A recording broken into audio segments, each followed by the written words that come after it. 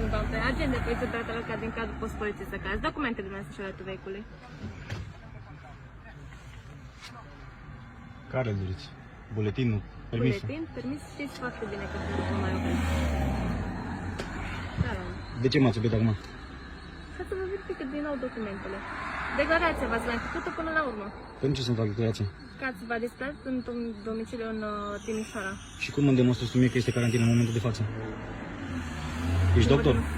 Poftim? Ești doctor, te întreb. Cum îmi demonstrezi tu mie că este carantină în momentul de față? Deci, toată lumea știe că carantină este de Nu toată lumea, nu toată lumea, că eu pentru aia lupt acum, nu toată lumea. Suntem și buni și suntem și răi. Categoric. Și talonul de la mașină, vă rog. Așa. Dacă vă Ce v-am respectați spus eu niște în momentul- gunoaie de la guvern, eu nu le V-am respect. spus eu în momentul în care v-am prezentat procesul verbal pentru că v-am sancționat conform legii 55. Ce v-am spus? Nu vă deplasați în municipiul Timișoara, deoarece este carantină, dumneavoastră nu aveți motiv justificabil. Ba da, am spus că mă duc să-mi văd fata. Bun, toată lumea întocmește în cazul ăsta ori declarație. Dacă vă Nu deplasați am nevoie de declarație pentru să-mi văd fata. Dacă vă deplasați în interes profesional, putea să scrieți și de mână, nu este neapărat după tipizat. Nu vreau să fiu slug al lui Arafat. Nu știu cum să zic. Nu, pe mine nu mă interesează ce aveți Da, pe mine mă interesează că eu îl dau jos, o să vezi. persoane. O să vezi că ne mai auzim, Dar nu eu mă îl dau jos. interesează. Păi na, nici pe Ce mine nu mă v-am interesează. Știți ce ați Legile făcut unui în momentul- gunoi, unui criminal care Cum căuta ați și în făcut? țara lui pentru crime. Nu mă interesează. Nici pe mine mă Fă interesează. amenzi, fă ce vrei, n-am nimic cu tine, te respect, crede-mă, n-am nimic cu tine. În momentul în care v-am spus să nu mergeți și să vă întoarceți, dumneavoastră ați continuat deplasarea, da? Da, pentru că am considerat că eu trebuie să-mi văd copilul fără ca cineva să mă oblige să nu mă duc. Nu ați respectat indicațiile polițistului rutier.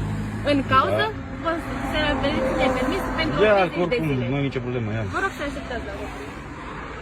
Ia-mă și pe ăla, unde e ăla? Ciocanul. Trebuie să văd și pe ăla, să zică numele. Nu, că trebuie să zică, el m-a oprit. El m-a oprit. Te rog, da, te rog frumos. Lasă ca să zică numele ăla, că ăla m-a oprit.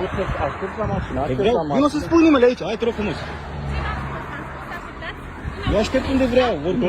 Așteptați Vino la aici ca să-ți spui numele, să te vadă lumea, vino aici. Că după aia discutăm. Mergeți la autoturism. Vino aici. Și spune numele, hai. Așa se procedează. Păi cum nu așa se procedează, frate? Eu vin pentru voi în țara asta și îmi dau viața, îmi risc viața, copiii, familia, pentru voi. Domnul! Gata! Mergeți la autoturism. Ce v-am Zi spus? numele. Numele, că numele zis, aici că nu Mergeți zici. la De ce autoturism. aveți nevoie de numărul? Așa, ca să vezi că o să ne întâlnim. Vreau să-mi zici numele. Mergeți, ce v-am spus, domnul? Ca să vorbim, să vezi că eu sunt pentru tine în țara asta, nu pentru Arafat. Domnul, mergeți la Ca să vezi. autoturism. Mergeți la Și atunci de ce ascultați de el? Nu vă înțeleg. Ne terfelește, ești sclav în țara asta și ne terfelește. Eu pentru voi sunt aici. Și noi tot de știți-vă puțin, aveți o problemă? Păi nu, dar nu ajunge nimeni în țara mea să-mi spună că nu pot să-mi văd copilul. Ba, pentru că e vorba de copilul meu. Domnul la noi. Ai. Dar e voie să răspire. Hai că opresc.